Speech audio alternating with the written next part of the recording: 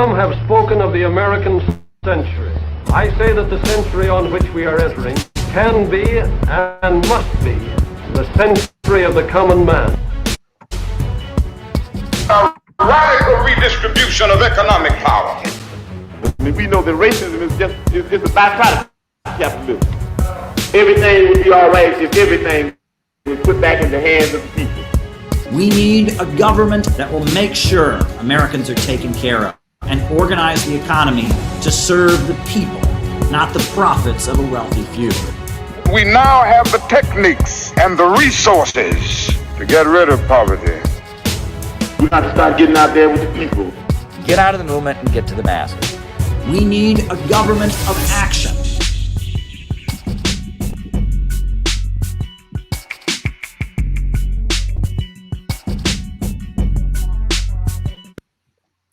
Alrighty. Okay. All right. Welcome, everybody, to our Center for Political Innovation web conference tonight, themed around taking a stand and China and the South China Sea and U.S. imperialism. We're going to open with the Center for Political Innovation Pledge of Unity, which will be led by Justin Simons, who's been functioning as our organizational director of the Center for Political Innovation. So take it away, Justin. Thank you so much, Caleb. We pledge that we shall remember this unity forged at the end of the Second World War, not only today, not only this week, this year, but always, until we have built the world we have dreamed of and fought for. We pledge ourselves to build the unity of the people of the world, all races, all colors, all nationalities, all beliefs, to eliminate all traces of fascism from the earth, to build a deep and sincere international friendship among the peoples of the world, to keep a just lasting peace, to eliminate want, frustration, and enforced idleness. We have come to confirm the unity of all people, to salute our comrades who have died, and pledge our word that skillful hands, keen brains, and bold enthusiasm shall never more be wasted in a war. Excellent. Great way to start our broadcast with our Pledge of Unity. That Pledge of Unity is actually modeled on the Pledge of Unity adopted by the World Democratic Youth Federation in 1947, when they formed an international organization to bring the youth together around the world and to convene the World Festivals of Youth and Students. We're very happy to have adopted the language of it for the Pledge of Unity for the Center for Political Innovation. So it's going to be an interesting performance and presentation tonight. And we've got different speeches that are going to be given. We're going to be hearing from Travis. Travis is at Humboldt University. He's going to be speaking on the topic. We're going to be hearing from Keaton Mansfield. He's one of the John Brown volunteers, currently operating in the New York City area, but soon to be operating in Texas. And he will be speaking on this topic as well. But before we get to our presentations tonight, we are actually going to have two cultural performances. Now, the first cultural performance is going to be from our friend Daniel, and he is going to do a musical performance of I believe it will be a piece by Chopin. He's going to play for us on the piano. Are you ready, Daniel, to do a cultural performance for us? Yes, Phil. All right. So Daniel is going to give a cultural performance, and then he just went away. He was about to go, and then he just went away. So hopefully he returns. So I guess while we're waiting for Daniel to return, we will have Charlotte give her cultural performance first. Charlotte is going to.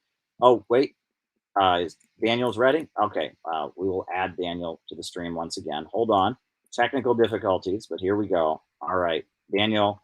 Take it away, Daniel. Thank you. Sorry, I lost connection for a second. I'll be performing a piece by Chopin. He was in exile. He was forced to flee his country that fell into war. And we're very much reminded of that today as we see so many refugees from Guatemala, from Honduras, from El Salvador, from Haiti, fleeing their countries due to the criminal U.S. regime. Our ruling class has overthrown these independent countries and installed narco gangsters that have created a situation of mass poverty and neoliberalism that has drove people to our borders. And so many people have been torn away from their land, from their homeland. We see children who are in cages who have no place to call home. So this song is dedicated to them, as well as the many freedom fighters, such as Alex Saab, who's been kidnapped, a Venezuelan diplomat, for trying to deliver food to Venezuela by bypassing illegal U.S. sanctions. So this song is dedicated to him.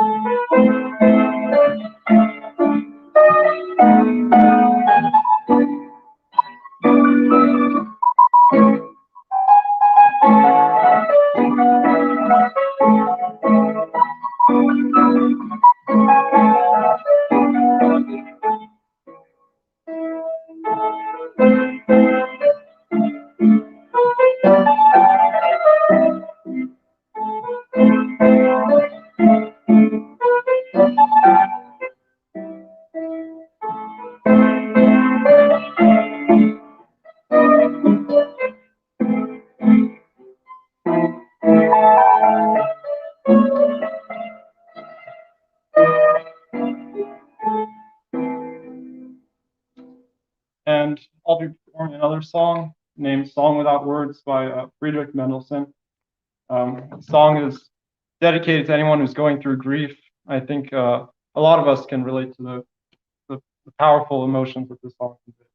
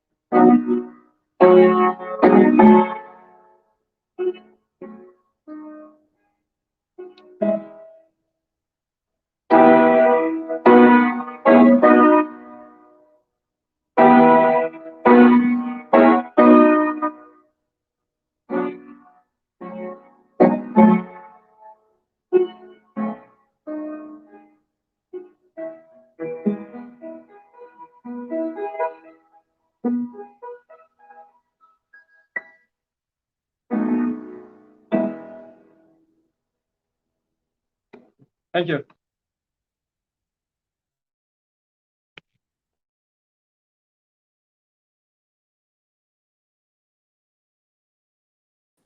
Caleb, I think you're muted. There we go. Thank you very much, Daniel, for that tremendous performance. A great way to open our program for tonight. And next, we are going to have Charlotte, and Charlotte is going to read a piece of poetry. Charlotte did want everyone to know she is in costume due to the Halloween holiday that is approaching us. But Charlotte is going to read a piece of poetry that she personally composed. So go ahead, Charlotte. You're muted. You're muted. Whoopsie daisy. Hello there. Anyway, thank you, Caleb. This poem is dedicated to people, to everyone in America, as well as people who are living, who are suffering under the last stages of capitalism and imperialism being brought home. And this is just to express my own feelings of isolation and the isolation of average Americans and systemic abuse of disabled people, laid off workers from the COVID pandemic, immigrants, refugees, because they're not desirable cogs for the machine, and they're not, and therefore, and that we must be come together because everyone is suffering alone. So I don't have a title for this poem, so I will just start right now. What are we doing? Why are we here? Alone in a great country, so strong that our rulers and protectors no longer need us. They needed us to build this project, a project that promises life, liberty, and the pursuit to happiness to those who work the hardest, of course. Yet, so many of us are put in cages, cells, and camps, especially those of us who want to help contribute to this project. Maybe because we came from lands that were ravaged by empire, or maybe we're too slow to keep up with the rest of the cogs, or maybe we were shut out from legitimate means of production and forced into a life of crime and even more degrading exploitation, selling our bodies to satisfy the few bored elites, selling our souls to the great golden bowl within the heart of the empire. And where has that gotten us? Alone, from each other, isolated not only from the fruits of our labor, but isolated from our loved ones. There's not enough time. There's never enough time. Never enough time to relax and to collect ourselves from the day. And we don't have enough time to come together and conquer Moloch before it devours us all. We are all suffering alone. We are hurting ourselves in isolation. And I've had enough. And I say no, no, no, enough. I refuse to be bound by the chains we've connected, link by link, for you. I won't let you hold us down any longer. By any means necessary, we will unite and free ourselves from isolation. Our country may be divided right now by our own isolation, but we will unite. And with the power of labor and love, our rebirth shall be inevitable. Every man a king, every woman a queen, everyone a master of our own destinies. The great bull, Moloch, desires to devour our children so it can grow and continue to enjoy every morsel of this earth while we starve. And I say no more. I defy you, Moloch, great false god of wealth and warfare. The real gods are coming. We, the people, are all gods, and we will dethrone you and replace you. People of the world, unleash your potential. Ignite!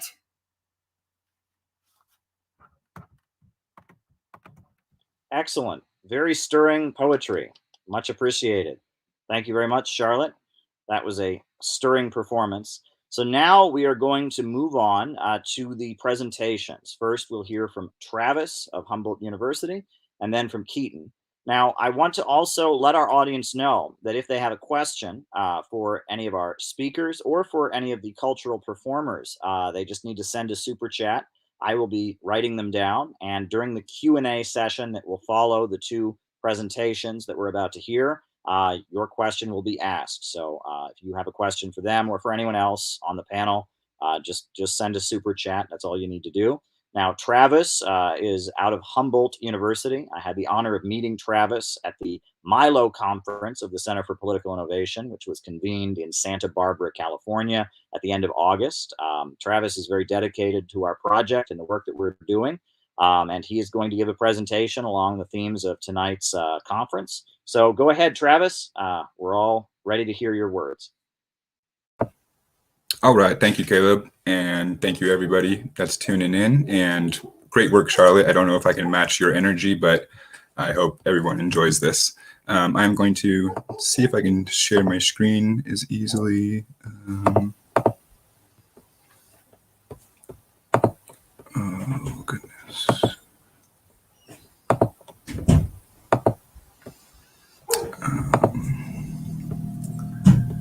Are we able to see my presentation or no? How's that? Is that available? That's your shared screen. Yeah, I put it in the center there. Is that what you wanted? Okay, perfect. Okay. Cool. Well, yeah, thank you for watching, everybody. My name's Travis Cunha. I'm currently a graduate student in Humboldt State. My studies right now are focusing on history of economic sanctions and the consequences they have on civilians in the targeted countries and in third-party countries as well. For the sake of this presentation, I'm calling it Sanctions as Tools of U.S. Imperialism, hoping to go over a brief historical context of how we got to where we are today in terms of sanctions as we know them, talk about some sanctions during the Cold War and the influence of the Soviet Union, and also the decade of the 90s, which people call the sanctions decade, and some of the consequences of that period, and also what sanctions are looking like today in terms of imperialism. So sanctions historically, depending on who you ask, sanctions have been happening since the dawn of trade between nations, even as far back as 432 BC, when Athens put in the Megarian decree, I believe, which blocked off the section of... We're seeing on our screen, we're seeing the StreamYard presentation. We're not seeing your PowerPoint. Are you able to adjust that? Oh, no. Okay, I'm sorry. You could just adjust that briefly so we could see, because I think a lot of people want to see your slideshow. Yeah, I'm sorry about that. Oh, man. I think since...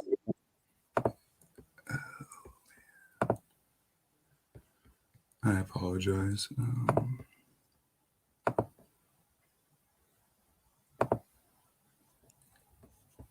Is that... There we go. Is that better? Yes, much better. That's what we're going for. Oh, okay, perfect. Thank you for letting me know.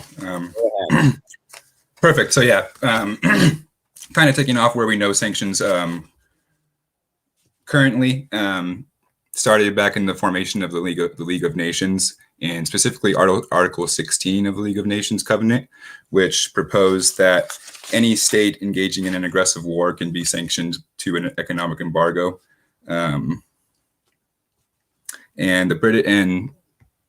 Article 16 took the British blockade of Germany in 1914, once World War I was going on, as kind of like the model of how to implement these sanctions and to embargo a country.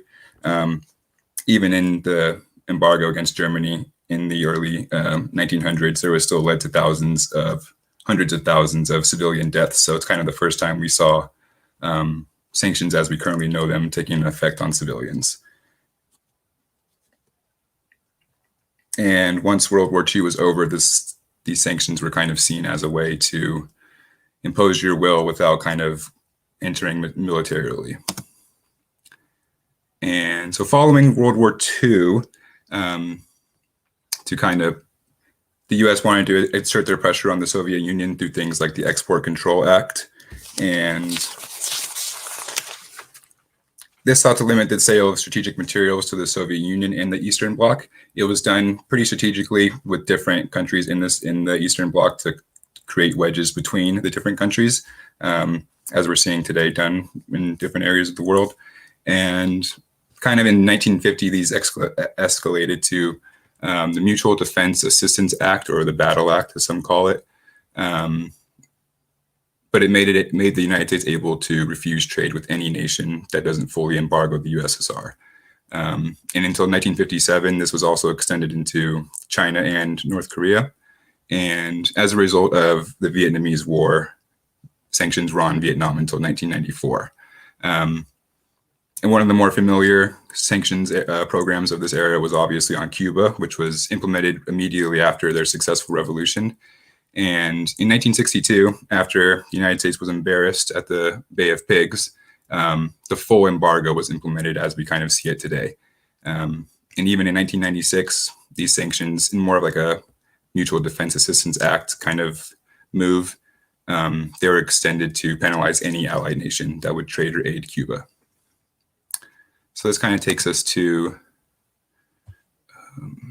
so coming into the 1990s is what a lot of academics would call the sanctions decade, is where we saw some of the most devastating impact sanctions had on countries. And this was, some say, it was a huge impact that the Soviet Union collapsing had, because during the Soviet Union's time in the UN up to 1991, they vetoed 128 total resolutions, and a lot of these were called humanitarian programs to go into other countries.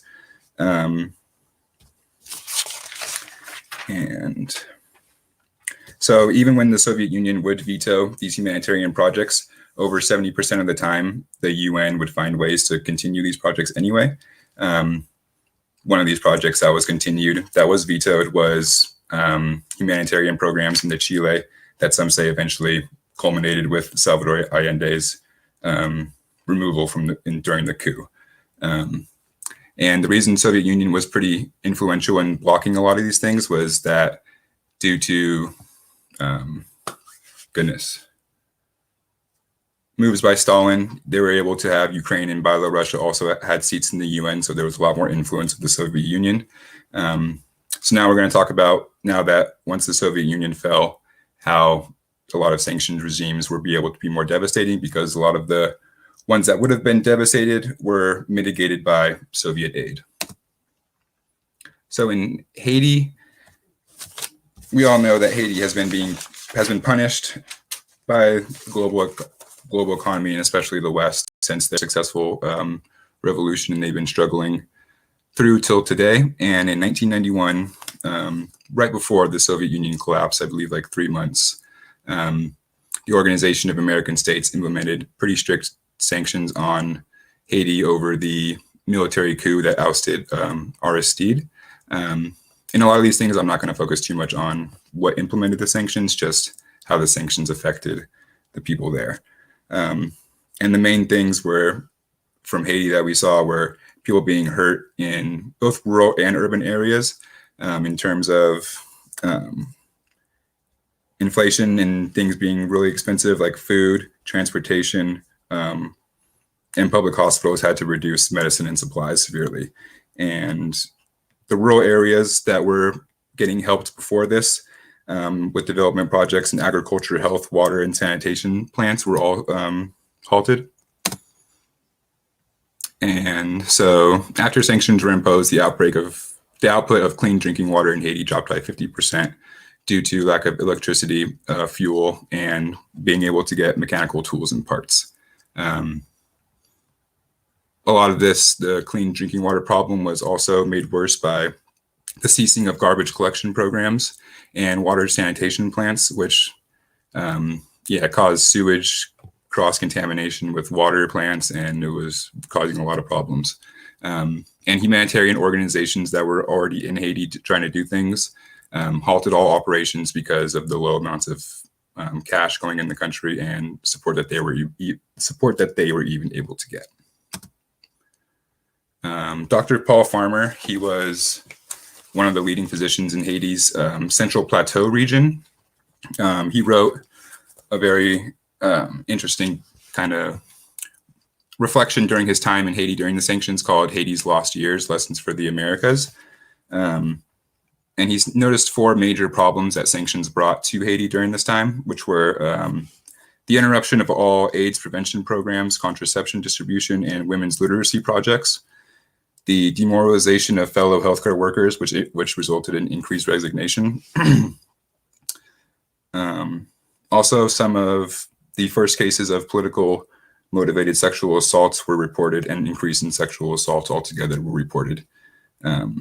And also decrease in the overall number of patients, but the severity of their illnesses were getting greater.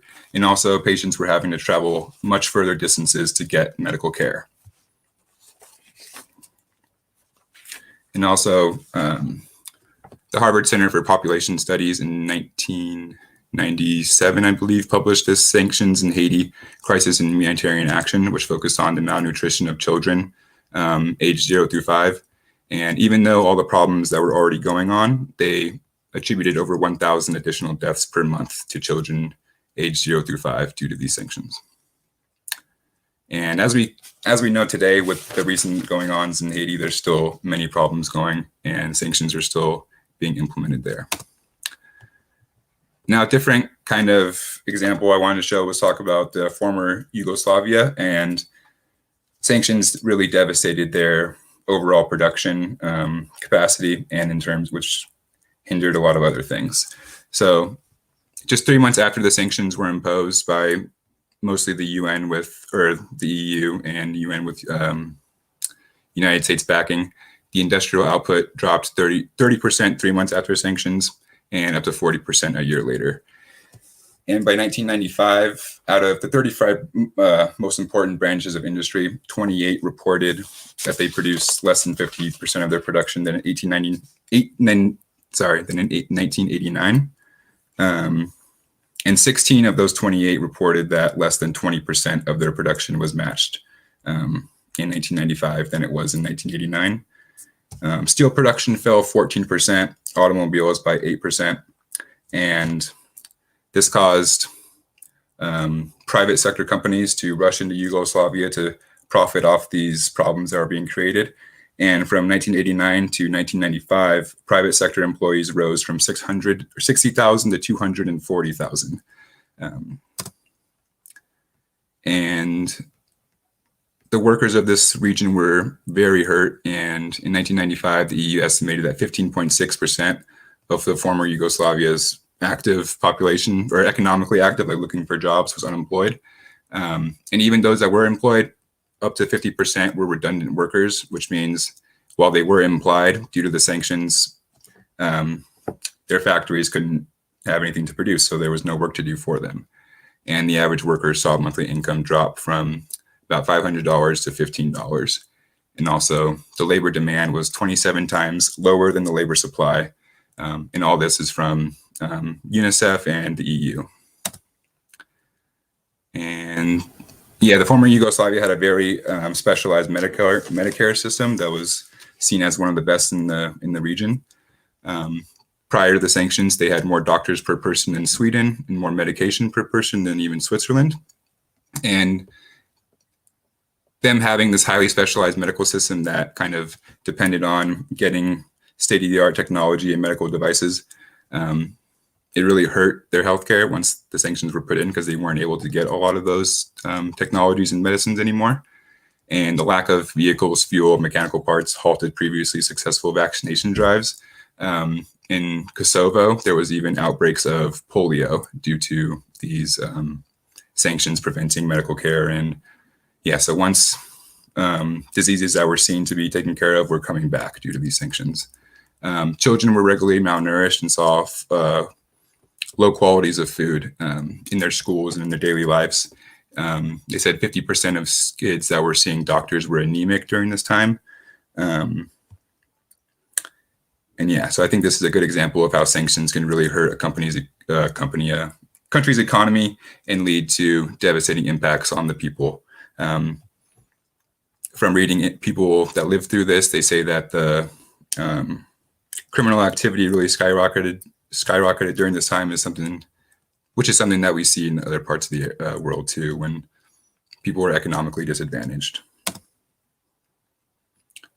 Which brings us to kind of the modern day. I like to use those two examples to show the devastating impact sanctions can have.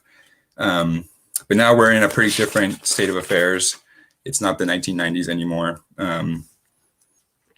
And now that we have China as a global power and implementing new policies, sanctions are being used to target them and their allies, especially in the Belt and Road Initiative, which is creating new opportunities for once overexploited nations to economically prosper now, which goes against what the United States and Western nations want to do in terms of keeping nations under the thumb of imperialism. So I found that sanctions are occurring in regions important to creating the BRI, such as the South China Sea, sanctions in 2019 and 2020 over infrastructure projects and appraisal and things like that going on.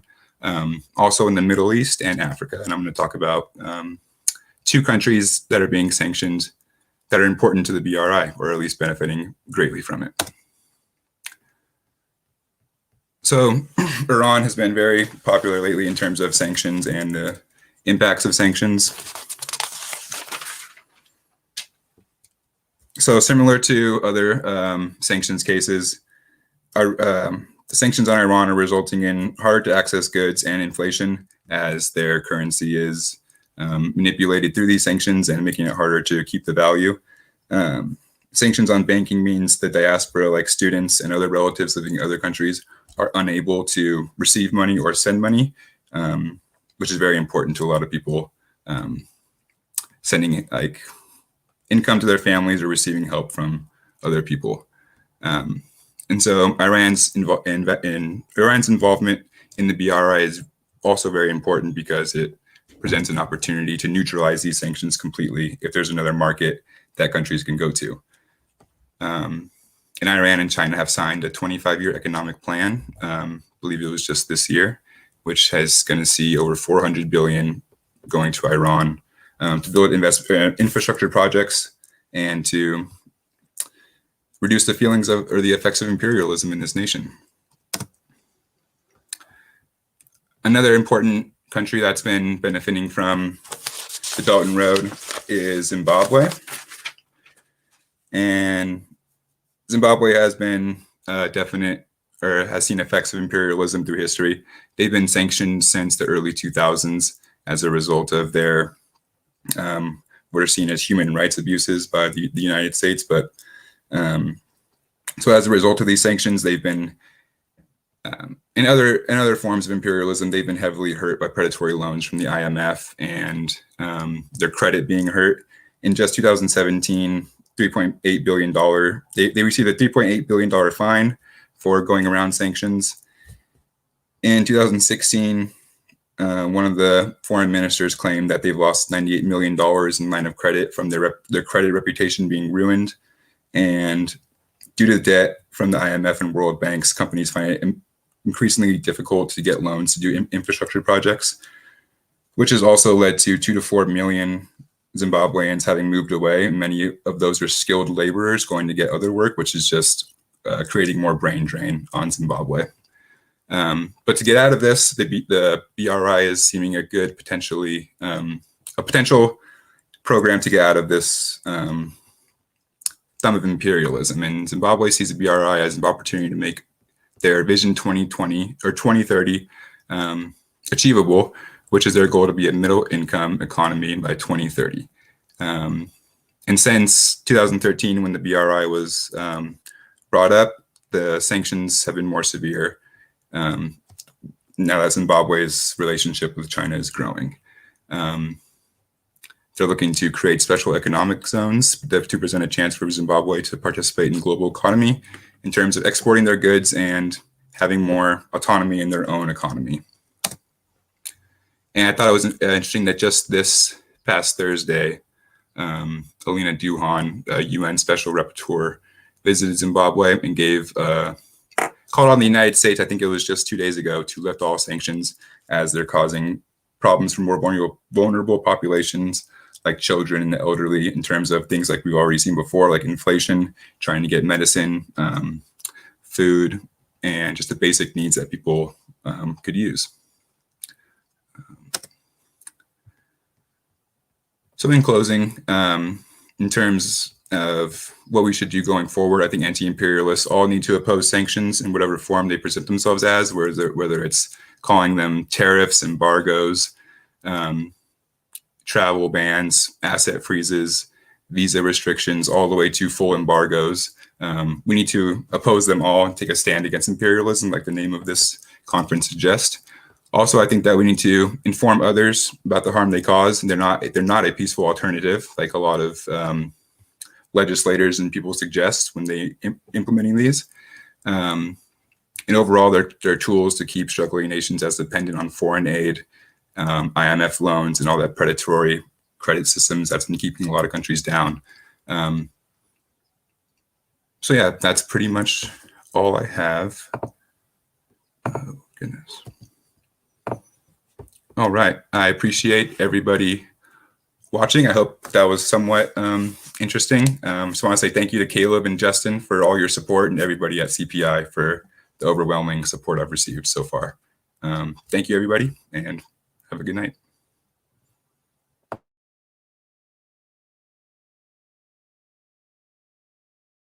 You're on Caleb, mute, my you're muted. friend. That's gracious. That was a great presentation, Travis. We do thank you very much. Very informative about how U.S. sanctions have affected countries around the world. And now we'll be hearing our keynote remarks from Keaton Mansfield of the John Brown Volunteers. And I have written down these super chats that have come in so far. So if people want to continue asking questions, we will then have our Q&A following Keaton's remarks. You can ask any of the speakers or any of the cultural performers a question. So go ahead. Well, I'd like to start off by saying to Travis, what an amazing job that was. And I can't even imagine all the time that went into preparing that presentation. I want to thank all the people who have spoken and performed before me. Charlotte with your poem, Daniel with your musical piece. And something came across my mind as I was sitting here listening to everyone and listening to Travis's presentation specifically, is that I swear that Caleb and Justin have secret phone calls where they sit and they think, how can we make Keaton look like a fool by putting him after the impressive presentations so they'll be discredited? And I swear, every time Caleb and Justin they plot these meetings specifically to make me look bad. No, I'm kidding. But before the conference began, as we're here at the John Brown Volunteer headquarters, and we were getting our dinner from a fast food restaurant close to us. On their cups, their drink cups, the back says, "Want a party like it's 1921." And I looked at that and it caught my attention. And it took me a little bit. I was thinking 1921. What is that? It's not the Bolsheviks. That's obviously not. Of course, it's the formation of the Communist Party of China in 1921. And what an appropriate sign from apparently the immortal Chairman Mao, giving signs from the afterlife to me as I prepare for my communist presentation here in front of all you good people. That 1921, the Communist Party of China is formed with only a handful, only a couple dozen students and Marxists and revolutionaries meeting in the basement of a women's dormitory. And to think that from 1921 to 2021, a political party, a political movement went from having only a handful of members to being the largest political party in the world, having over 90 million members. If that is not one of the most inspiring stories, the most impressive feats, one of the most impressive feats of our time, I don't know what is. You know, within American culture, as I think about it, there's this big focus on the underdog. How many movies have you seen about the underdog, and maybe it's high school, and he's the scrawny kid who gets picked on, but at the end, maybe he saves the day and he gets the girl and he wins the support and the friendship of all the cool guys who had been picking on him. Or it's the football story, where the losing team has got the big game and there's the poor kid that goes to the school that has cancer that wants the team to win, and the team wins, and by the happiness of the team winning, the little boy's cured of cancer. We see this all the time in American movies, and it can be pretty outlandish. But there's a reason for that. And the reason is it plays in to the American libertarian idea of pulling yourself up by your bootstraps. That if you work hard enough, if you practice enough, if you put in enough hours, if you have just the right idea, and by God, maybe you'll be like Bill Gates one day, or by God, you'll be Elon Musk, or you'll be sitting at a dinner table with Warren Buffett. But that's not really the case. And it's unfortunate, because that is an idea, as merely an idea, isn't inherently bad. If we had a society in which people could have ideas that are so great, so innovative, that they skyrocket to popularity and they skyrocket to success without making their way off the backs of the poor and without building their corporate empire off the blood of their workers, that would be amazing. But that's not the reality that we face in the United States. That's not the reality that we face in the West. In fact, it would appear that it is harder to start a business. It's harder to be a small business owner now than it has been in modern American history. When the Soviet Union was industrializing in the 30s, reporters in the Soviet Union, American reporters in the Soviet Union, would write back to their newspapers and their columns talking about how the American dream was alive and well in Russia, how the American dream was alive and well in the Soviet Union, that people were producing, and people were building, and people were making things. People were experiencing the fullness of humanity, experiencing the aspect, the one aspect that all people can agree sets humans apart from animals, that ability to innovate, that ability to overcome and develop, that ability to create and build cities. The city building tendency within humanity was alive and well in the Soviet Union. And what was happening in America in the 30s? What was happening in the United States in the 30s? Well, the U.S. was in an economic depression. The Great Depression, the most devastating economic disaster the world had ever seen. People were losing their jobs. People had lost all the money they had put into the bank. They had lost their family farms, or maybe their house, or a car if they were lucky. All these had been taken by the bank because the bank had been irresponsible. And so because of the failure and the recklessness of the financing class, because of the recklessness of finance capital, the people had to pay. It wasn't the bankers who had to pay necessarily. It wasn't the industrialists who had to pay. It wasn't the people who were responsible for the economic crash who had to pay. It was the people who were affected by it. It was the people who the government claimed that the bankers represented, that the bankers worked in the interests of the people, and that the bankers only existed because they were doing the benevolent will of the people. They were protecting their money. They were earning them interest. They were allowing them to invest. But that clearly wasn't the case. And I say all this to lay the grounds for our modern times. Now, I recently saw a report, and if I'm remembering it correctly, that there are now more homeless people in New York City now in 2021 than there were at the height of the Great Depression. That should be a scary statistic. Why? That should be everywhere over the news. Everyone should know about it. Everyone should be seeing that, and everyone should be concerned, but they're not. Because there is this underdog mentality, and there is this idea in American culture that it doesn't affect me. From where I'm from, in very rural Illinois, there's the phrase, George will do it. And it's referring to the idea that your neighbor's sick, maybe we should take him over a pie or make him a casserole or, take his dog out for a walk. Oh, no, George will do it. Of course, George is just someone else. Why do we need to burden ourselves with this? Well, the reason we need to burden ourselves with helping each other and helping our neighbors, because we're humans, is because the success and the continuation of the human race, the human spirit, comes from the solidarity between people, the intercommunal solidarity. And so while the American dream is certainly not alive and well in the US, the American dream, the idea of building and succeeding, is very much alive and well in China, is very much alive and well due to the Communist Party of China. And of course, there's going to be whack jobs online who say that the American dream is evil.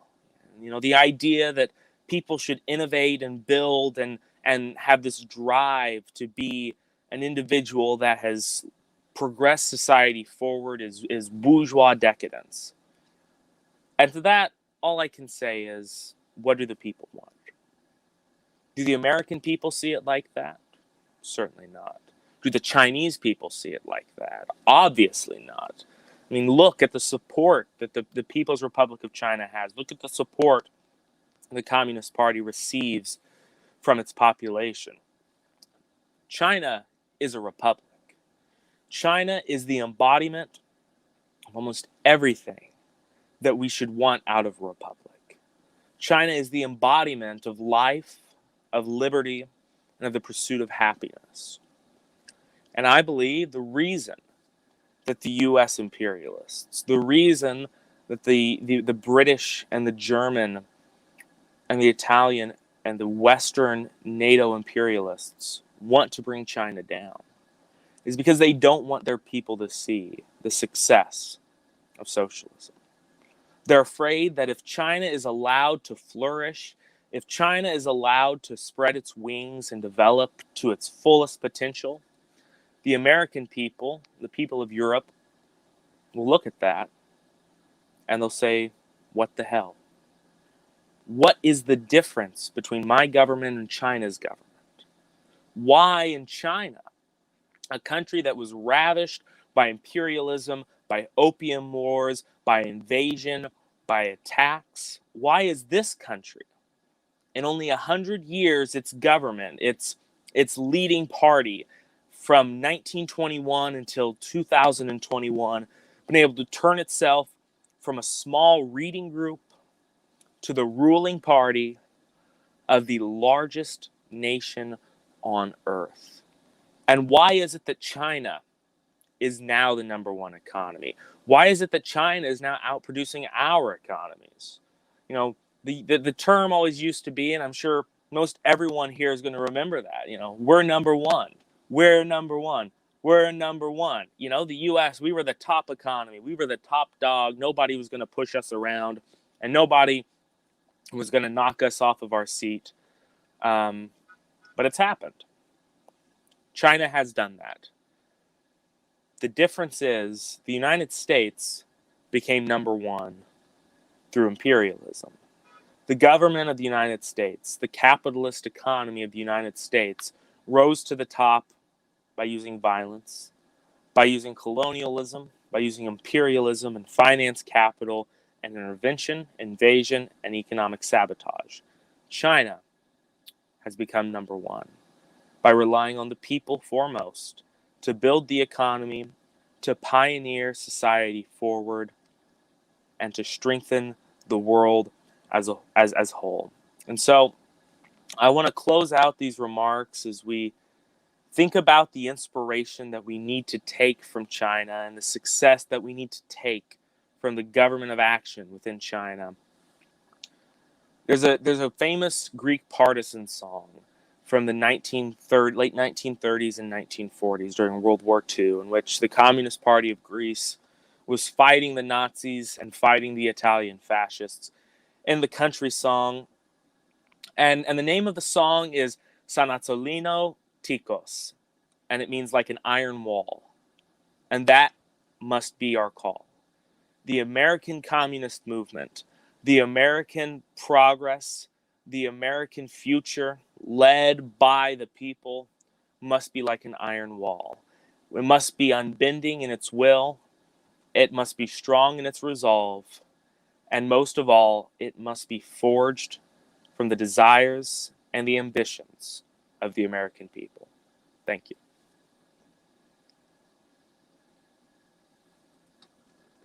Very good remarks. We just heard from Keaton Mansfield. Much appreciated. Thank you to all of our cultural performers, and thank you to all of our speakers.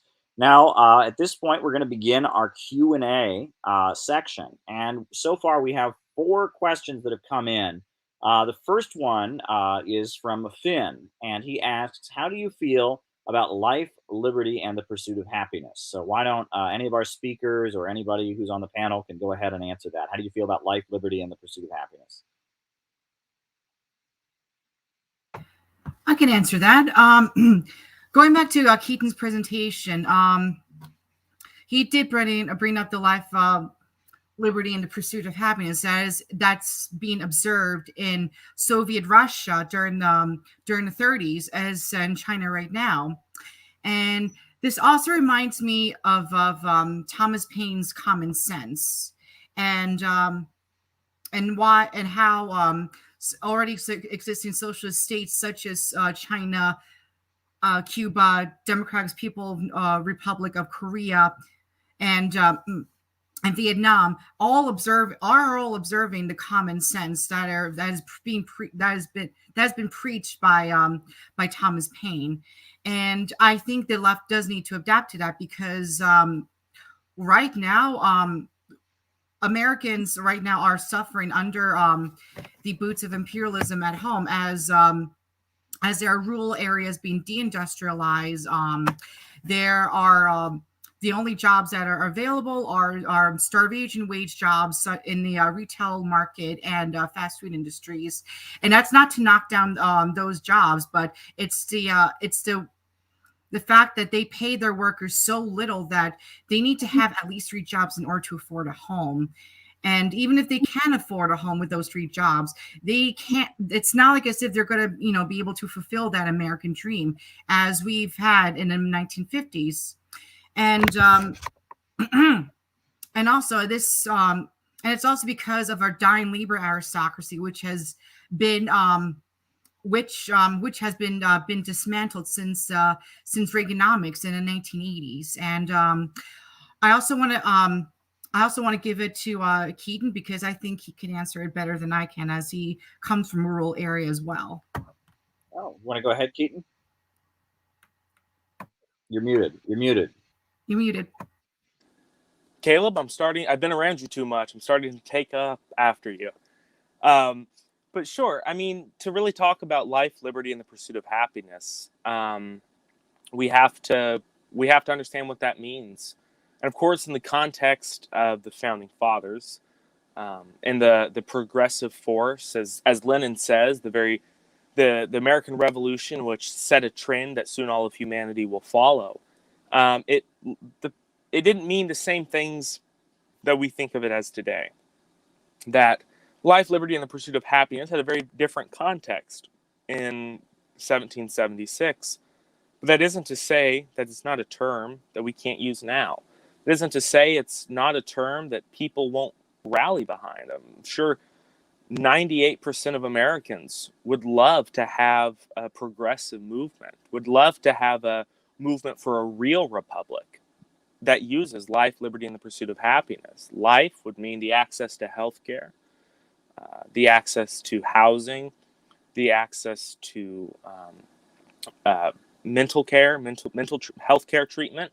I mean, that is the tenets of life, what it takes to exist solely being alive: food, housing, and healthcare. Happiness or liberty would be, the right to criticize your government, not having a stagnant and closed government in which all political decisions are made within the political party, but to follow the steps of China and bring the broader masses of people into the creation of policies and the creation of programs based on the clear and democratic will of the people, like China does. And of course, the pursuit of happiness would mean having wages at a point where one is not required to work their life away, or one is not required to spend all their time that isn't asleep behind a computer or in a factory, to be able to pursue something that on an individual level makes you feel makes you feel fulfilled. And I think that should be In many ways, I mean, the Bolsheviks had peace, land, and bread. I am of the opinion that the American communist movement should reclaim life, liberty, and the pursuit of happiness from the right. I mean, there's the old expression: "You give the devil an inch, and he takes a yard." Why do we give the right an inch? Why do we give them a single inch of victory, or let them have a single part of the broader American culture, or the broader American psyche? We should be fighting tooth and nail to be able to use the revolutionary figures of America's history and the progressive figures of America's history. We should be fighting the right to have that as our own. I mean, we should be fighting the right to be known not as the whack jobs on the internet and the people, the college kids who are out of touch with everyday people, who scream, death to America, all these obscure and very niche slogans, and instead have a mass appeal and highlight the fact that we threw off the chains of British colonialism and British imperialism, and thus the U.S. government now has a responsibility to assist the global South in throwing off the chains of imperialism as well. And not to mention that that our country was founded on the basis of overthrowing the monarchy, the British monarchy, and how are we and what are our relations like with the British monarchy right now? Wall Street and London are in cahoots with each other in the conquest of the last days of imperialism, and the Queen actually gets her financial advice from Lord Rothschild. I'm not sure what his exact title is, but he is a Rothschild who is pretty much essentially controlling the British economy. Hey, Travis, did you want to make some remarks? I saw you with your pen in the air. I didn't know if that was you just wanting to talk, or did you want to say something? Oh yeah, I was just writing stuff down so I don't forget it. But yeah, kind of on the life, liberty, and pursuit of happiness. Immediately, I was checking my phone because I thought I had a picture of it, but it reminds me of a quote from, I think it was Stalin. But please correct me if I'm wrong. But it kind of just goes along the basis of like what freedom does a hungry person or a homeless person or unemployed person have? And I walk around my city every day, and there's homeless people and people that are employed but just struggling every day just to make ends meet. So when every day is a struggle just to get by, I don't think you have much freedom. But yeah, so that's my kind of, you have freedom once you're taken care of in terms of your basic needs, I think. Okay. So now we had another question from Robert, but I think we're going to have to skip that because it relates to a topic that can cause you problems on your YouTube channel. We don't want the Silicon Valley fascists to take this YouTube channel down or demonetize it. So we have to stay away from that topic, Robert, unfortunately. But thank you. And I can interact with you directly in relation to that topic, but I don't think we can discuss it here. But the next one that we have is what can we in the United States do to help counter U.S. sanctions against foreign countries? And that comes from Bantam Jack. So who wants to talk about what we can do here in the United States to help counter U.S. sanctions against countries? Who wants to talk about that? I think I can answer that. Go ahead. So I think in terms of getting people behind the idea of engaging these sanctions, and this is very important too. It's a two-front process, right? One is about informing the public about these sanctions in general. A lot of Americans probably don't even know that some of these countries that exist we're sanctioning them. They don't really they're not really aware of the scale of those sanctions. They're not really aware of the damage those sanctions do, right? So one of the key facets, especially here at CPI, right, is to bring that information to the forefront and make sure people know and understand what is going on globally, how that's affecting people globally, and how that affects us in the United States as well, right? Because when the United States commits economic sanctions in foreign countries, right, we also create refugee problems. We create issues of supply and demand. We also create issues that affect us here at home. But I think furthermore, engaging directly as well, right? When we talk about like a two-front strategy, one is about information, one is about direct action. We get people involved in the community, get people involved in the regional level. We bring them to the forefront. We make sure they have the resources, they have the knowledge, and we engage directly in direct action. Either that's through protesting, through writing campaigns, but more importantly, just getting people out on the streets to bring this to the attention of the public, right? And it's about promoting solidarity. I think that's the key facet of development here when we talk about, building a movement for change, getting out of out of the movement into the masses. It's about building solidarity, and that's one of the primary focuses we have here at CPI, and I think it's one of the primary focuses that we kind of promote as an organization. And I want to promote that as a movement as well. And that would be my take on engaging U.S. sanctions against foreign countries. Okay, does anyone else want to answer that question about how we can work against U.S. sanctions? I can take a stab at it. I think Justin said that in a much nicer way than I would have. Get off your ass. Go outside, organize your community. Don't focus all your time on Twitter. Normal Americans who are working 9-to-5 jobs, don't sit on communist Twitter all day and refresh their phone and look through the threads and, read the technicalities of this stance against this stance. That's so detached from reality. It's almost disgusting. Go to your community, get people to come out with you, explain that when one suffers, all suffer. And so when we sanction these countries, when we sanction Venezuela, when we sanction Cuba, when we sanction Iran and Syria and China, and the list goes on and on, we're not just hurting the people of those countries, we're hurting ourselves. The American people are suffering alongside the Cuban people. Could you imagine the advances in science and medicine we would have if Cuba hadn't been sanctioned by the U.S. since its revolution?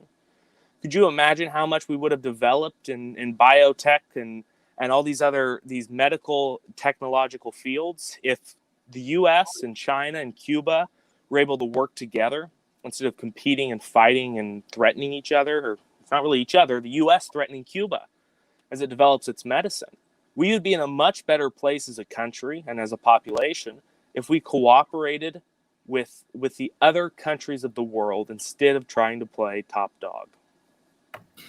And I also would like to add that it's no longer enough to organize within labor unions. It is time that we organize the homeless, the unemployed, because the Communist Party of today has failed when it comes to organizing the unemployed. And that is dire right now, as so many people lost their jobs due to the COVID pandemic last year. So, all right, very good. Now, the next question we have is, how should we in the USA promote a government of action, and what role does the CPI play? And I'm going to actually answer that myself, because the main way that the CPI promotes a government of action is by coming up with policy proposals, real implementable proposals that would change the nature of U.S. society.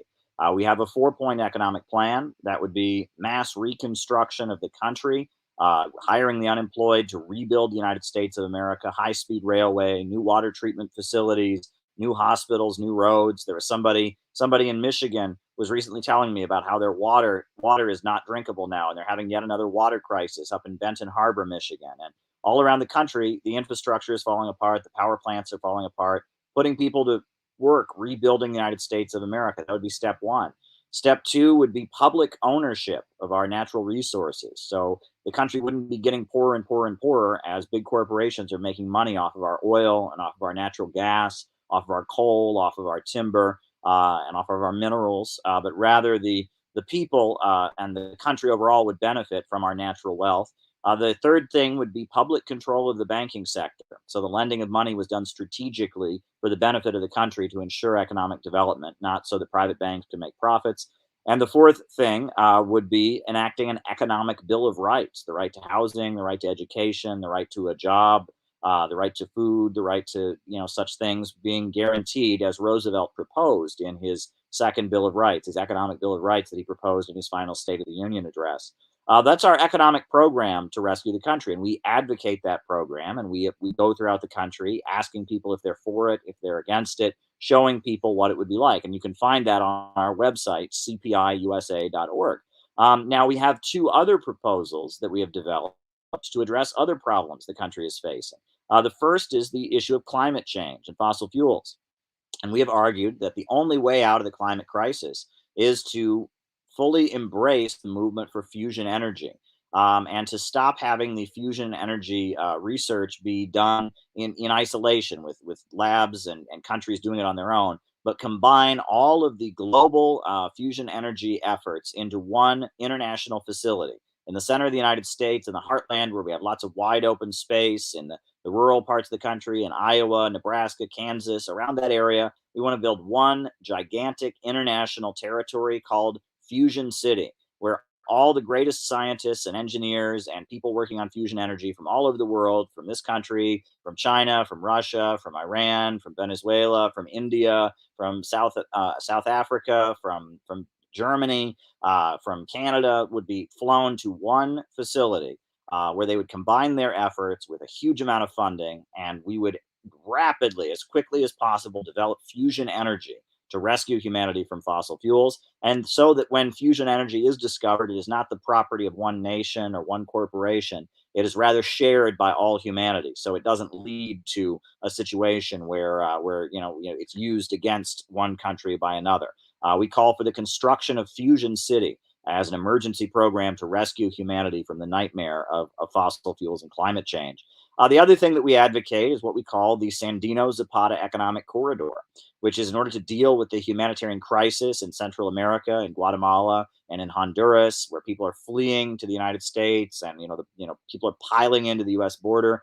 We call for an emergency crash program of economic development of Central America, where Nicaragua and Mexico and the United States and China would combine their efforts to bring economic development to that region, give people something to strive for, give them healthcare, education, access to good paying jobs, and get rid of the chaos and poverty and narco-terrorism that is driving people to flee to the United States as refugees.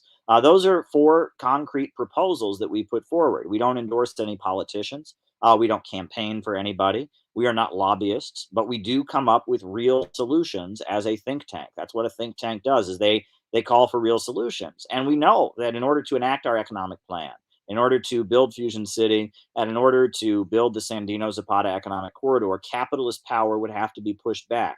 It would require a mobilization of the working class against imperialism to implement these demands. And we put them forward to show working people what is possible, but what they could fight for. And this is much more effective than screaming revolution, and just, and talking in the abstract about the overthrow of capitalism. By putting forward a program, actual policies, we are showing people what could be done. This is what Karl Marx did at the end of the Communist Manifesto. He had the 10-point plan of the Communist League in Germany, and you can read that 10-point plan. And this is what communist parties do in other countries when they participate in elections. They don't, participate on a platform of destroying the country or trying to make life worse or revolutionary civil war. And they don't have a platform of simply supporting one more liberal element in the capitalist power structure. They go to the working class with their program. And that's what we are doing at the Center for Political Innovation. We are putting forward a program. We're going to the masses, we're going to the politicians, we're going to labor leaders, and putting forward our program and saying, are you for it or are you against it? And presenting a program where you're doing that. And at the same time that we are going to the broad masses with a program, with real policies that could be implemented, we are also doing things like this, where we are gathering the most advanced forces, the people that are ready to learn about socialism, ready to learn about Marxism, ready to study the history of socialism and study the history of the United States. And we are engaging in a program of education of scientific Marxism and socialism for the advanced. For the broad masses, we have our program as a form of agitation, and for the advanced, we have our education to develop a core of people that are committed to this and are lifelong revolutionaries who are ready to keep spreading these ideas. So that is how we operate as the Center for Political Innovation. Bantam Jack says, and this is why I support your work and the work of CPI, real solutions for real people. Well, thank you, Bantam Jack. We do appreciate it. We are a small organization, but we've gotten so much done in the short time of our existence. We are growing. Applications for membership are pouring in every day, and we continue to do what we do. So are there any other questions people would like to ask before we conclude our web conference for tonight? Any other points of discussion, any other comments that our speakers would like to make? The floor remains open. Yeah, I'd like to. On that most recent super chat, the last line, real solutions for real people. I like that. I mean, that's really caught my attention.